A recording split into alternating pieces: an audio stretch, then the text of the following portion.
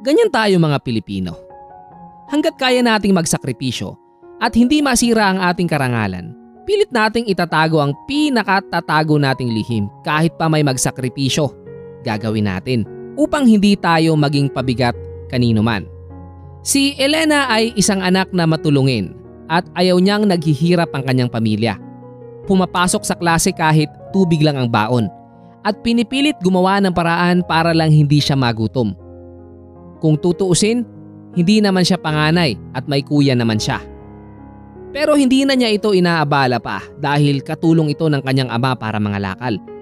Dumating pa ang mga sakuna at ang kanilang bahay na lumang-luma na ay naguho pa. Halos daig pa nila ang daga na pinipilit na lang mabuhay. Ang lupang tinitirikan ng bahay nila ay sa kamag-anak nilang nasa malayong lugar at anumang oras pwede itong bawiin sa kanila. Kaya naman nang makapagtapos si Elena ng sekundarya, ay agad itong namasukan kung saan may bakanting trabaho. Kailangan niyang maging matatag dahil may edad na ang kanyang magulang at siya na lang ang inaasahan. Elena, pwede bang bumalik ka muna sa amo mo? Meron kasing paparating na naman bagyo. Baka magkasakit tayo. Tsak, basang-basa na naman tayo. Saad ng ama ni Elena. Susubukan ko po, itay. Malakas daw ang bagyo at alam ko bukas andito na sa lugar natin. Sumilong muna tayo sa barangay hall, tay. Inuubo na si Bunso. Nag-aalala ako baka lumala. Ani Elena na itinatago ang pagluha. Awang-awa na kasi siya sa kanyang pamilya. Pero hindi nakabali si Elena. Ang kanyang amo kasi ay wala doon. Kaya naman tumakbo sila sa barangay at doon sila sumilong. Pagod na ako sa buhay na ito. Diyos ko, tulungan mo po kami. Bulong ni Elena. Dumaan ang taon at sa mga trabahong palipat-lipat at sa tulong ng kanyang kapatid, napagawa nila ang kanilang barong-barong at kahit papano ay matibay na ang kanilang sinisilungan. Patuloy pa rin si Elena sa paghahanap ng kung ano-anong pwedeng kunan ng ikabubuhay at ang hindi pa niya matanggap, nagkasakit ng malubha ang bunso niyang kapatid.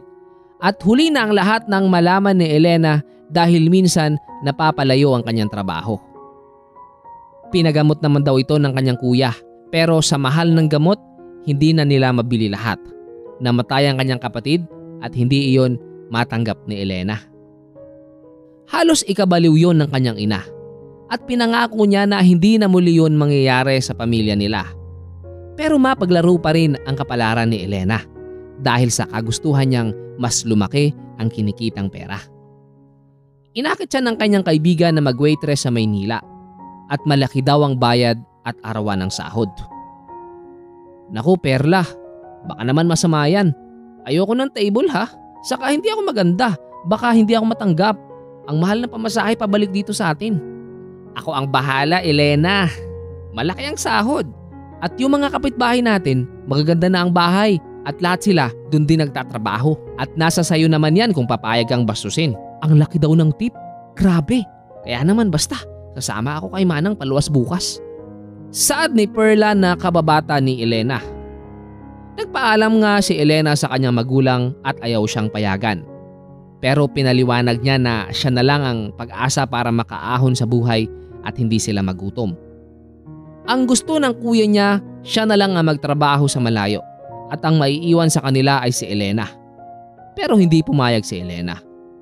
At naghanda na siya ng kanyang mga kagamitan para sumama kay Perla sa Maynila. Umiiyak ang kanyang ina at sinabing babalik siya ng ligtas at hindi na niya kakayanin pa ang panibagong problema. Elena, nawala na ako ng bunsong anak. Sana bumalik ang ligtas. Baka tuluyan na akong mabaliw pag may nangyari sa'yo sa Maynila. Balita ko magulod ko na ang mga babaeng bagong dating ay binabastos. Babalik ka anak ha. Hihintayin kita. Pag mahirap ang trabaho, bumalik ka dito. Pikit mata nga na umalis si Elena at sa halos 6 na oras na biyahe, narating nila ang bayan ng Alabang. Isang bayan na malawak ang kalye at hangang-hanga si Elena at nagulat sa nakitang kalsada na nasa taas nila. Perla, ang galing! Hindi kaya mabagsakan tayo ng malawak na kalsada na yan ha? At ang dami palang tao dito. Ani Elena. Ako man Elena, manghang-mangha sa malawak na kalye na dinadaanan natin. At ang mahalaga, andito na tayo. Isang malaking restaurant nga ang bumungad sa kanila. Sa umaga ay kainan at ang mga parokyano ay mga driver ng bus at mga naglalakihang truck. At sa gabi naman ay patay sinding ilaw na may nagkakantahan sa videoke ang ganap sa malaking restaurant na yon.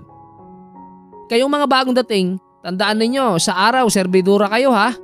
At sa hapon maglinis ng katawan at alas 7, waitress naman kayo. Tandaan, arawan ang sahod at bahala kayo sa tip nyo. Ang akin lang, ayoko nang makati ang kamay.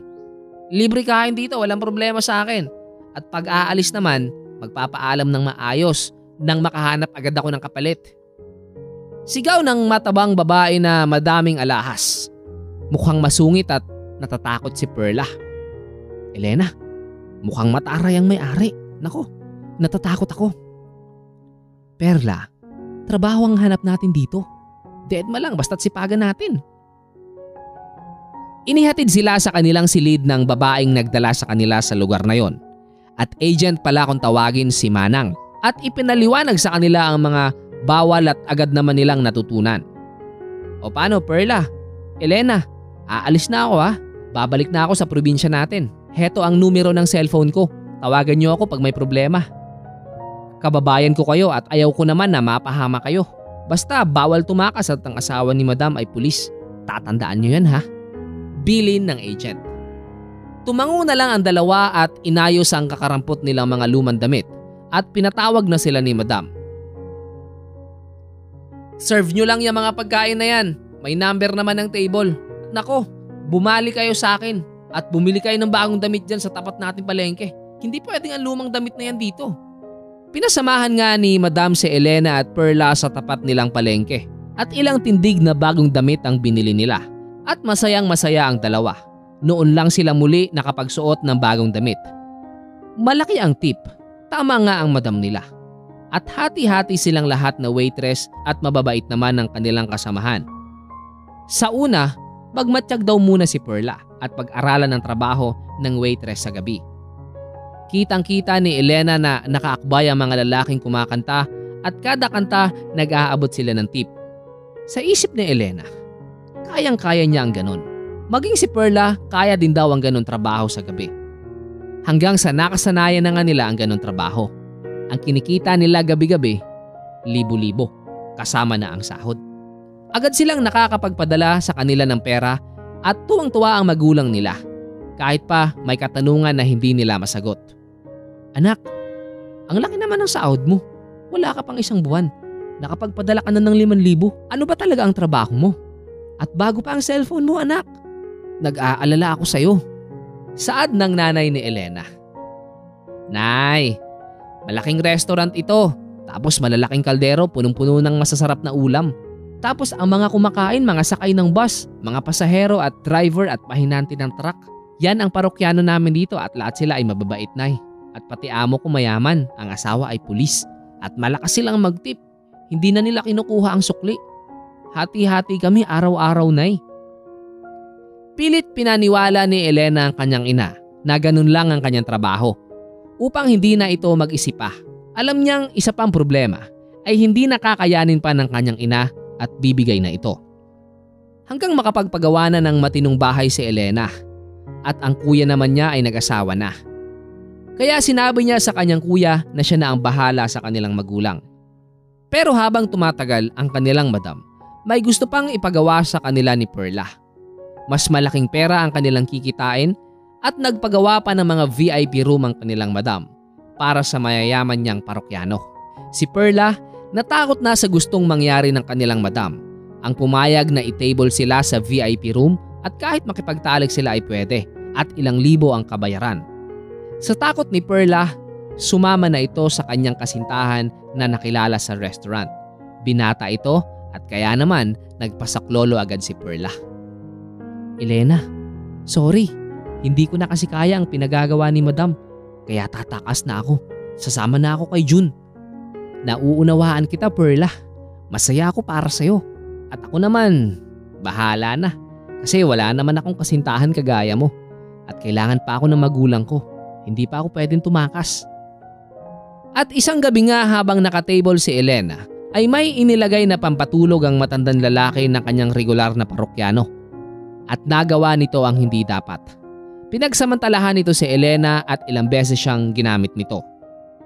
Pagising ni Elena, wala na ang matandang lalaki at may nakaipit na 10,000 sa kanyang bra.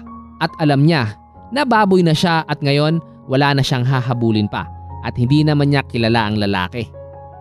Nakailang ligo si Elena at diring-diri siya sa kanyang sarili. Nagpakatatag na lang si Elena dahil masasayang lang ang luha niya at tama nga ang kanyang iniisip. At ilang buwan pa, nabuntis na siya at alam ito ng kanyang amo. Hindi naman siya pinabayaan ng amo niya at pinagkahan na lang muna siya hanggang makapagpanganak. At ang sanggol, hindi malaman ni Elena kung paano na. Elena, gusto kang makausap ng ama ng bata. Mayaman sila at handang ampunin ang anak ninyo. Palalabasin daw niya na inampun nila ang bata. Kasi wala daw anak ang mag-asawa. Pag-isipan mo, kaysa naman sa ibang tao mo pa yan ipaampun. Hindi mo yan pwedeng dalhin sa inyo. Hindi yan kakayanin ng magulang mo. Saad ni Madam. Nangyari na nga ang lahat at naisip ni Elena. Ama naman ng anak niya ang aampon at mayaman pa. At iba pag ama ng bata ang mag-aalaga sa anak niya. May lukso ito ng dugo. Hindi pa siya pwedeng tumigil na magtrabaho. Paano na ang magulang niya at hindi niya kayang palakihin ang bata na mag-isa. Elena, salamat. Mahal na mahal ko ang anak ko. Sana maunawaan mo. Kaya ako nagbabakasakali sa mga kagaya mo. Anak lang talaga ang gusto ko. Huwag kang mag-alala. Mayaman ako. Maganda ang lagay ng anak natin. At pag malaki na siya, aminin ko sa kanya ang lahat at ipapakilala kita. May sakit na ang asawa ko, Elena. At hindi na ito magtatagal. At yun na ang huli nilang napag-usapan. At ang tinandaan na lang ni Elena, ang balat sa mukha ng anak niya at abot ito hanggang likod ng tenga niya. Paalam anak, mas maganda ang magiging buhay mo sa ama mo. Patawarin mo ako anak. Hagulgol ni Elena habang lumalayo ang mag-ama. At kahit pa ilang balde ang kanyang iluha, wala nang magbabago pa. Elena, may isa pa akong sasabihin sa'yo. Ikaw ay hanggang ilang buwan na lang dito sa restaurant ko. Ibinenta ko na ito at iba na ang may-ari nito.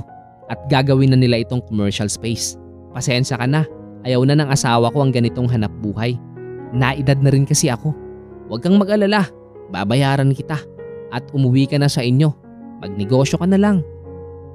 Tumango na lang si Elena. Ayaw na rin naman niyang maalala pa ang lugar na yon, kung saan nabuo ang kanyang anak at isa itong lihim sa kanyang pamilya. Ngayon uuwi siya sa kanilang baon ng pinakatatago-tago niyang lihim. Salamat naman at andito ka na. Ang ama mo, ang tigas ng ulo. Ayaw magpagamot. Taas baba ang kanyang presyon. Bakit parang payat ka yata anak ngayon ha? Nagkasakit ka ba? Magpahinga ka muna, sige na. At matutuwa ang kuya mo. Andito ka na. Paalis na sila ng asawa niya sa lugar natin. Uuwi na sila sa Abra sa lugar ng asawa niya. Mahabang kwento ng ina ni Elena. Pigil na pigil ang luha ni Elena. Sa isip niya, kung alam niyo lang inay, may apo na kayo sa akin. At habang namamahinga si Elena, nagsisigaw naman ng kanyang ina. Wala nang buhay ang kanyang ama. Para bang hinintay lang siyang dumating. Nakangiti ito at maaliwala sa mukha. Masaya itong lumisan dahil nakabalik na ang kanyang anak at ligtas itong umuwi sa kanila. Itay, salamat. Hinintay mo muna akong makauwi. Bulong ni Elena. At ilang buwan matapos ang 40 araw ng kanyang ama, nakita niya na lagi nang malungkot ng kanyang ina. Pilit namang pinapasaya ni Elena ito. Binibili niya ng bagong duster at mga masasarap na pagkain. Pero ayaw na nitong sumaya at laging salita ay gusto na niyang sumama sa kanyang asawa. Nay, wag naman po muna. Paano ako? Ani Elena. Pero ilang buwan pa, hindi na rin ito nagising. Sobrang lungkot ni Elena. Solo na siya at ngayon, hindi na rin niya alam kung paano ba mabuhay. Naisip na lang niya ang panahong makikita pa niya ang kanyang anak. Taon ang lumipas, maedad na rin si Elena. May maliit siyang sari-sari store. Yun ang kanyang kinabubuhay at nananatili siyang lumuluha gabi-gabi dahil iniisip niya ang kanyang anak. Binatang binata ka na siguro. Kumusta ka na anak? Ang simbahan na lang ang kanyang ikalawang tahanan at doon siya bumubulong at inihihingi niya ng tawad sa Diyos ang kanyang mga kasalanan. At lagi niyang dasal na bago siya mamatay, sana makita muna niya ang kanyang anak. Aling Elena, lagi na lang kayong sarado. Saan po kayo napunta? Baka mamaya mabangga kayo pag tatawid-tawid kayo. Malabo na yung mata nyo. Bati ng kanyang kapitbahay. Sa simbahan. Doon ako naglalagi. Mas gusto ko kasi doon. Kayang-kaya ko pa naman. At nakikita ko pa naman ang dinadaanan ko. Kilala na nga ng lahat si Aling Elena sa simbahan. At naging kasapi pa nga ito ng mga samahan ng matatanda sa loob ng simbahan. At masaya na si Elena sa takbo ng kanyang buhay. Ayoko pang mamatay. Diyos ko, gusto ko pang makita ang anak ko. Maawa po kayo, Panginoon ko. Ayos na ba ang lagay mo dyan, Elena? Ako'y walang maitutulong sa'yo kundi mga musta. Matandaan na rin ako at heto, mahirap pa rin. Magsadya ka dito pag may nararamdaman ka na. Malayo man pero kakayanin mo pa naman. Saad ng kuya ni Elena. Nagpasalamat na lang si Elena sa kuya niya. At hindi naman niya masabi na hindi siya pwedeng lumayo dahil hinihintay niya ang kanyang anak. Araw ng linggo, may bagong destinong pari sa simbahan nila at si Elena ang nakatoka sa bagong pari. At malugod naman nilang sinalubong ang pari at kanilang inasikaso hanggang sa bago nitong tahanan sa likod ng simbahan. At laging nakangiti sa kanya ang bagong pari. At hindi niya malaman bakit magaan ang kanyang loob sa batang-bata pang paring iyon. Kumusta po kayo? Ayos lang po ba ang kalagayan nyo? Tanong ng pari kay Elena. Ayos lang naman, Father, at masaya po kami na andito ka na sa bagong mong tahanan. Ipagdasal mo po kami. Sagot naman ni Elena. Mabuti naman po at welcome ako sa bago kong tahanan. At masaya ako at kasama na kita, Inay. At ngumiti ito muli kay Elena. Napatitig si Elena sa paring kaharap niya. At agad siyang napadako ang tingin sa mukha nito. At nakita niya ang balat nito sa mukha hanggang tenga. At humagulgol na ito ng iyak at nagulat maging ang kanyang mga kasamahang matatanda. Anak ko! Ako nga po, Inay. Matagal na po naming alam nandito ka lagi sa simbahan. Matagal na po kitang pinapahanap. Patay na po ang papa at mama ko. At bilin nila, hanapin po kita. Niyakap ni Elena ng mahigpit ang kanyang anak.